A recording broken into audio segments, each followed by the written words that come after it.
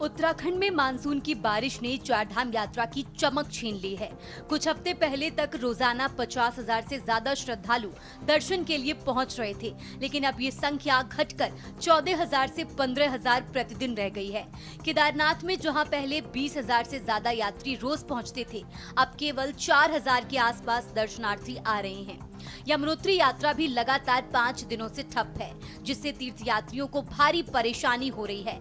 भारी बारिश के बीच केदारनाथ यात्रा भी भेंट चढ़ गई है। सोनप्रयाग गौरीकुंड मार्ग पर मंकुटिया के पास भूस्खलन से रास्ता बंद हो गया है। इससे 40 से ज्यादा यात्री जो बाबा केदार के दर्शन कर लौट रहे थे, फंस गए। जहां एसडीआरएफ ने मलबे के बीच से अस्थायी रास्ता बनाकर यात्रियों को सुरक्षित निकाला। हालांकि ये मार्ग वाहनों के लिए अभी भी असुरक्षित है। प्रशासन ने यात्रियों को वैकल्पिक सुरक्षित स्थानों पर भेजा है और सड़क खोलने का काम तेजी से चल रहा है। मंकुटिया स्लाइडिंग जोन और गौरीकुंड के पास छोटा पार्किंग क्षेत्र अब पैदल यात्रियों के लिए खोल दिया गया है। भारी बारिश ने नदियों और गद्दारों को उफान पर ला दिया है। ऋषिकेश के त्रिवेणी घाट पर गंगा का जलस्तर 339.25 मीटर तक पहुंच गया था, जो चेतावनी रेखा से केवल 25 सेंटीमीटर नीचे था। काशी के बड़कोट में पालीगाड़ में पानी का स्तर बढ़ रहा है। यमुनोत्री हाईवे पर सयाना चट्टी में यमुना पर बनी झील का पानी किनारे के होटलों में घुस रहा है। अलकनंदा, टॉन्स और पिंडर नदियों का जलस्तर बढ़ने से किनारे बसी बस्तियों को खतरा बढ़ गया है। प्रशासन ने नदी किनारे रहने वाले लोगों से सुरक्षित स्थानों पर जाने की अपील की है। सरकार की नियति ठीक नहीं है। कांग्रेस की सरकार में जो पार्किंग बनी थी, जो सुविधाएं हुई थी, वो जस की तस है।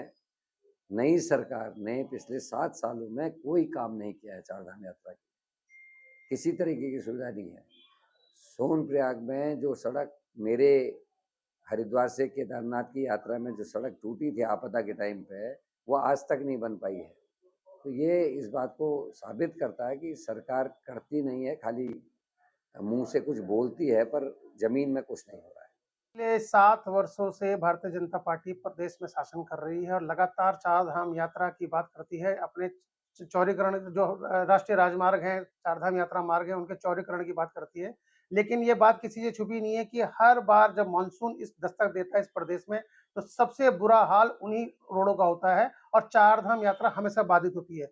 इस वर्ष भी हर पूर्व वर्षों की भांति इस वर्ष भी भारतीय जनता पार्टी के जो हमारे धामी जी हैं, उन्होंने जो हमारे मुख्यमंत्री हैं, उन्होंने पूरा आश्वासन करा था कि किसी भी रूप में जो यात्रा है उसको बाधित नहीं होने दिया जाएगा। हमारी तैयारियां हैं। लेकिन आप देख रहे हैं कि लगातार मानसून की वजह से और विभिन्न कारणों की वजह से यात्रा सुचारू रूप से नहीं चल पा रही है, लगातार बाधित हो रही है। तो हमें तो ये लगता है कि जो यात्रा से पूर्व जो दावे सरकार ने किए हैं, वो पूरे खोखले साबित हुए हैं। देखिए, सरकार की प्राथमिकता है यात्रियों को सकुशल पहुंचाना और सकुशल वो अपने गंतव्य को वापस जाए।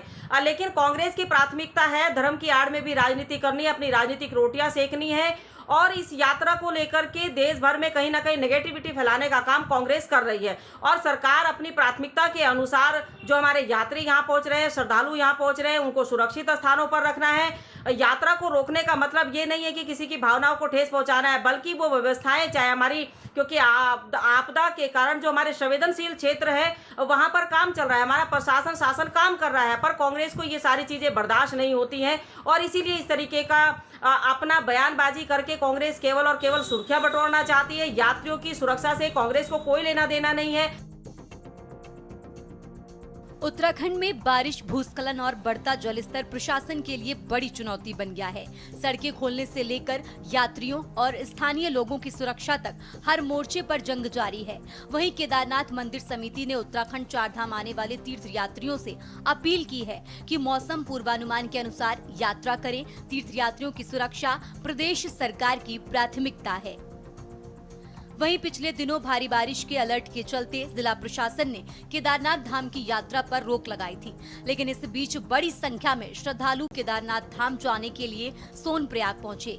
इसी बीच पुलिस ने उन्हें आगे बढ़ने से रोका तो पुलिस प्रशासन और यात्रियों के बीच नोकझोंक हो गई।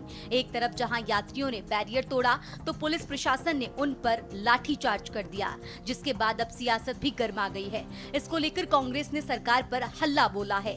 कांग्रेस का मानना है कि मुख्यमंत्री को बताना चाहिए जो यात्री यहाँ आते हैं वो हमारे अतिथि होते हैं। उनके ऊपर सोनप्रयाग में लाठीचार्ज किया गया, कैसे हुआ? क्या चारधाम यात्रा के पहले ये नहीं कहा गया था कि व्यवस्थाओं को ठीक कर लिया जाएगा और अब व्यवस्थाएं ठीक नहीं है, या अपने यात्रियों को नहीं बताया गया कि वो केदार बाबा के द्वार तक नहीं जा सकते? तो ये आपकी गलती है।